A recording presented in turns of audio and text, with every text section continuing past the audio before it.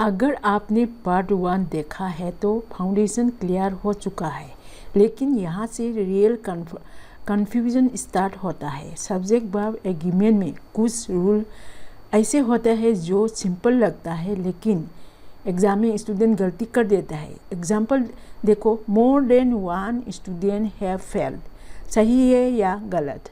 ऐसे टाइप के advance confusion rules इस वीडियो में क्लियर करेंगे। तो चलो, ये रूल्स है रूल नंबर 11, कंटिन्यूशन है पार्ट 1 से। देखो, कलेक्टिव ये एडवांस कन्फ्यूजन रूल्स बोलते हैं। मतलब क्या है, ये कंफ्यूज होता है ये रूल थोड़ा। तो देखते हैं क्या कैसे कंफ्यूज होता है। तो ये रूल नंबर 11 में देखो, कलेक्टिव नाउन तो फैमिली, टीम, कमिटी है ना, जूरी एंड क्लास, ऐसे होने से ना मतलब क्या है, इस डिपेंड ऑन द सेंस। देखो, ऐसे टीम है ना, ऐसे मतलब if acting as a one unit है ना, मतलब ये collective noun single unit, one unit सब मतलब मीन करेगा तो सिंगुलर आ जाएगा। जैसे कि द टीम, एग्जाम्पल देखो, द टीम इज विनिंग है ना, हियर टीम इज ऐसे सिंगुलर सब्जेक्ट। देखो, then here the team are fighting among themselves, ये क्या मीनिंग है, मतलब टीम से ना अलग अलग टीम, सेपरेट मतलब टीम को मिंट करता है ना, इसलिए इधर में क्या आर आ रहा है, इधर में तो इस आ रहा है, क्योंकि ये वन यूनिट सिंगल टीम है ना।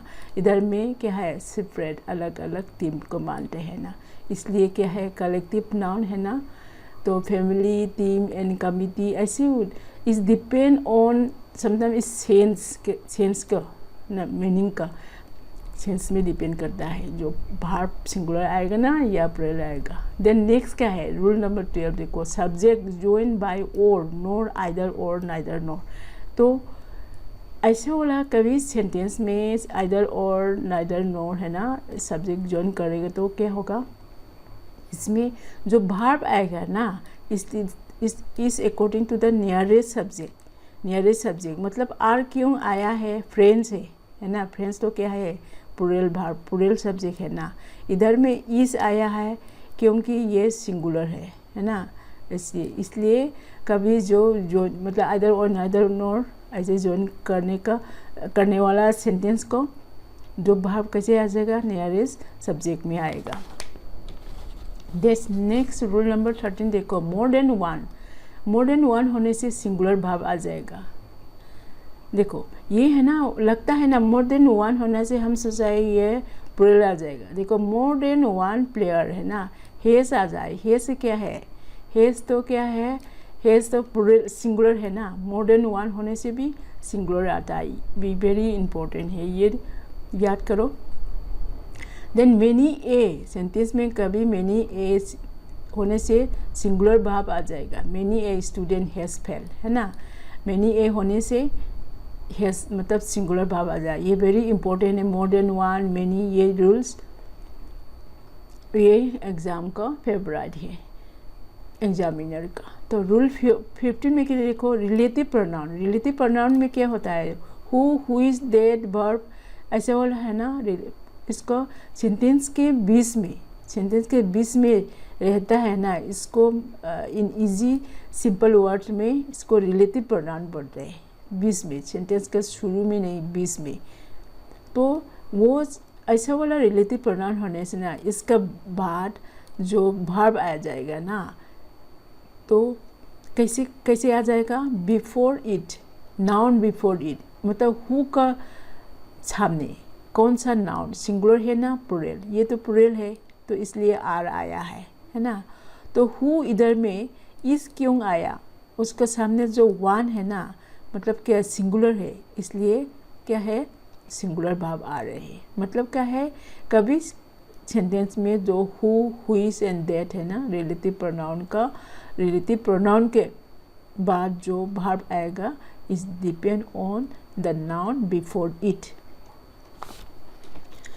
अब आपको ये रूल्स क्लियर हो गए हैं। चलिए 5 एग्ज़ाम बेस्ड क्वेश्चन प्रैक्टिस करते हैं और वीडियो के एंड और 5 ट्रिकी क्वेश्चन भी करेगी, तो लास्ट तक ज़रूर देखना।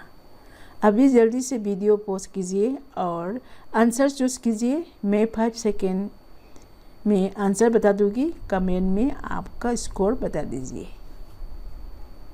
शुरू करते हैं, चलो। द कमिटी नंबर 1 का choose the correct verb. The committee they are discussing the new plan together.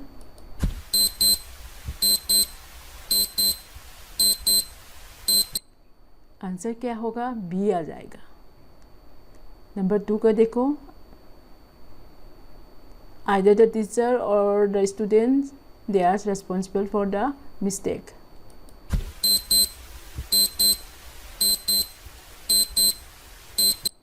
Answer क्या होगा? बी आ जाएगा, 2 का B. Then number 3, many a student they has failed to understand the concept. Start then.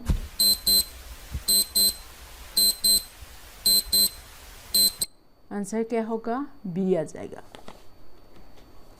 Then next question number 4, fill in the blanks. More than one candidate they has applied for the post, है ना।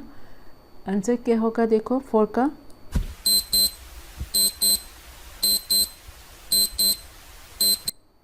का B आ जाएगा। Answer B है। Then question number 5, choose the correct answer. Number A क्या है? He is the one of the students who is hard working. Then he is one of the student who are hard working. तो answer चुन लीजिए, time दे रहा हूँ।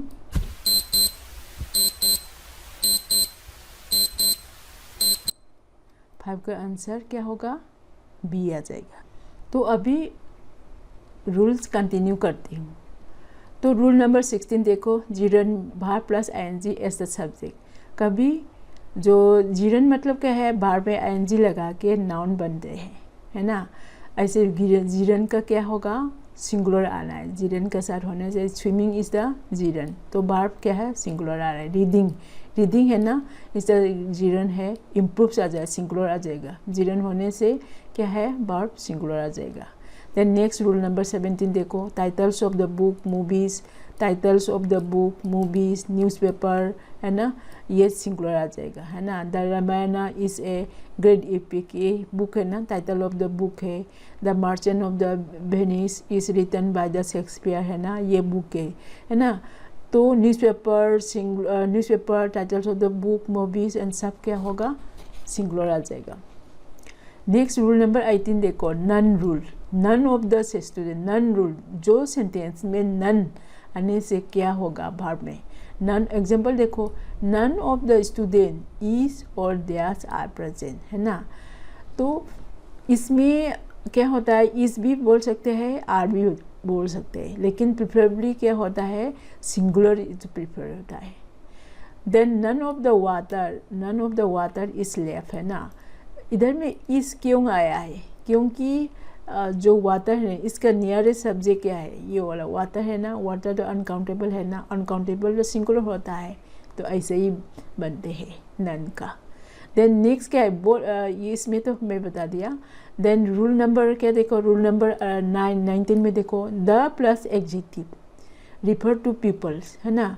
The plus adjective मतलब इसका प्लूरल ग्रुप है। द मतलब प्लस एडजेक्टिव, रिच तो एडजेक्टिव है ना, द का द रिच बोलने से द रिच आर हैप्पी, मतलब सब अमीर लोग को मानता है ना, इसलिए क्या है? प्लूरल है, तो प्लूरल वर्ब आ जाएगा, आर आ जाएगा, है ना। द पोर होने से सब गरीब लोगों को मानता है ना, सबको मानता है, तो इसलिए आर है। तो द प्लस एडजेक्टिव का प्लूरल आना है। देन रूल नंबर 20 में देखो, words that look plural but are singular, है ना। ये वर्ड्स है ना, मैथमेटिक्स, फिजिक्स, पॉलिटिक्स, इकोनॉमिक्स, है ना, देखने में प्लूरल लगता है, लेकिन ये सब क्या है? सिंगुलर आ जाएगा। मैथमेटिक्स इज़ डिफिकल्ट, ऐसे करके। तो अभी जल्दी से वीडियो पॉज कीजिए और आंसर चूज़ कीजिए। मैं 5 सेकंड में आंसर बता दूंगी, कमेंट में आपका स्कोर बता दीजिए। क्विज टाइम में देखो 6 में चूज द करेक्ट वर्ब, है ना। Walking every morning they are good for health. मैं टाइम दे रहा है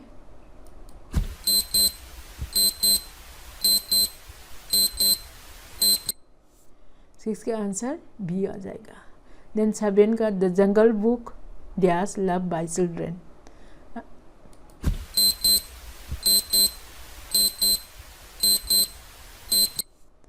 7 का आंसर क्या होगा, बी आ जाएगा। देन नेक्स्ट क्वेश्चन नंबर 8 देखो, the poor dash always need support from society.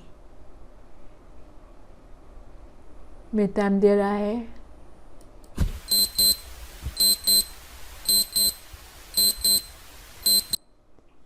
Answer क्या होगा, 8 का बी आ जाएगा, नीड। देन 9 का है न्यूज़ डैश स्प्रेडिंग क्विकली, है ना। में टाइम दे रहा है, आप सुन लीजिए।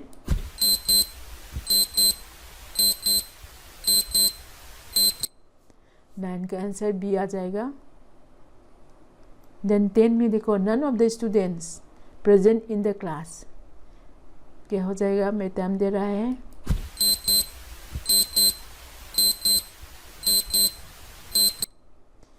टेन का आंसर क्या होगा, ए होगा। तो अगर ये सब क्लियर है तो अब सबसे इम्पोर्टेंट पार्ट 3 बाकी है। पार्ट 3 पे कवर करेंगे प्योर बोर्ड लेवल रूल्स। यहाँ मैक्सिमम स्टूडेंट मार्क्स लॉस करते हैं। स्क्रीन पर जो वीडियो दिखा रहा है वही पार्ट 3 है, उससे अभी क्लिक करो और ये वीडियो हेल्पफुल हुआ तो लाइक करो और चैनल को सब्सक्राइब करो for more important grammar rule. तो नेक्स्ट वीडियो में मिलेंगे।